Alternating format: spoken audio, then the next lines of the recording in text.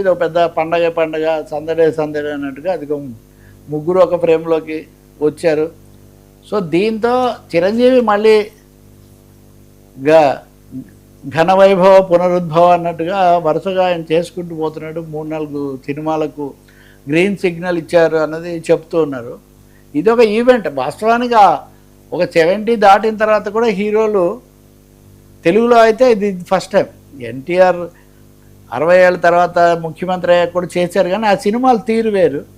చిరంజీవి ఖచ్చితంగా కొత్త ప్రెసిడెంట్స్, కొత్త రికార్డ్ అయితే ఆ విషయంలో నెలకొల్పుతున్నారు అనాలి. దీన్ని పంచుకోవడానికి సోదరులు ఉండటము, రామ్ చరణ్ కూడా ఉంటాడని ఎక్కడో విన్నాను, మరి నేను ఇంకా చూడలేదు. ఈ సమయంలోనే రామ్ చరణ్ పెద్ది సినిమా గురించి కూడా చాలా భారీ ఎత్తున, అది జూన్ 4 వస్తున్నట్టుంది, దాని గురించి కూడా చాలా షో జరుగుతుంది. దీంట్లో ముఖ్యమైన అంశం ఏమంటే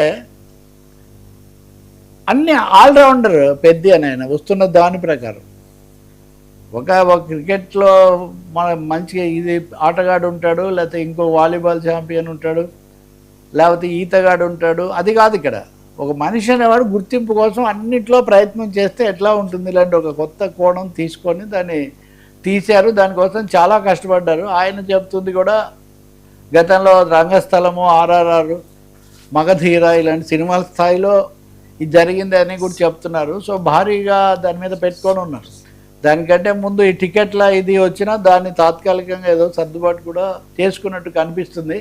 సో మెగా క్యాంప్ కొంచెం భారీ ఉత్సాహంలో ఉన్నట్టుగా స్పష్టంగా వీటన్నిటి మట్టి గ్లింప్సెస్ అన్నీ చెప్తున్నాయి.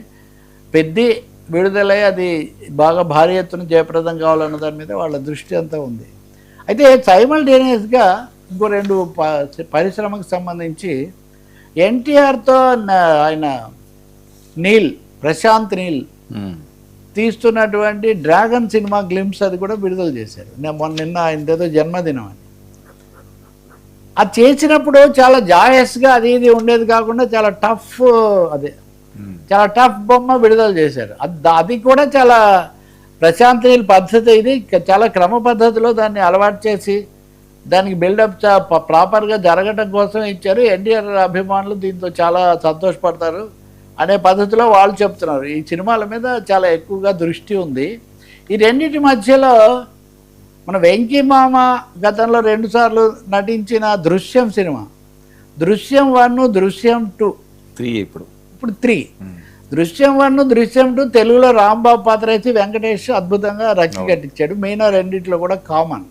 కానీ ఇప్పుడు దృశ్యం 3 మటుకు మోహన్ లాల్ డైరెక్ట్గా వచ్చేస్తున్నాడు. ఇది కొత్త పరిణామం అనమాట. దీన్ని కూడా భారీగా చేశారు. మిగతా తారాగణంలో ఏం మార్పు లేదు, కానీ తెలుగు మార్కెట్ చాలా పెద్దదైనప్పుడు ఎందుకు మళ్ళీ మనం వేరే దాన్ని రీమేక్ సమస్య లేకుండా అంటే ఇది కొత్త ప్రయోగం. మొదటి 2 భాగాలు వచ్చున్నాయి కాబట్టి రాలేదనుకోండి, కొన్ని సినిమాలు రీమేక్గా వచ్చాయి. కొన్ని ఇప్పుడు ఉదాహరణ కత్తి సినిమా, విజయ్ కత్తి చిరంజీవి తీశారు, లేకపోతే అంతకుముందు రామ్ చరణ్ ఒకటి తీశారు, అది వేరే విషయం. కానీ ఇక్కడ దృశ్యం 3 మటుకు ఎట్లా